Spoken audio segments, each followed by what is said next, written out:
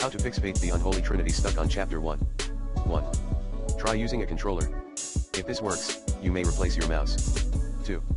Submit a ticket and install any official hotfix.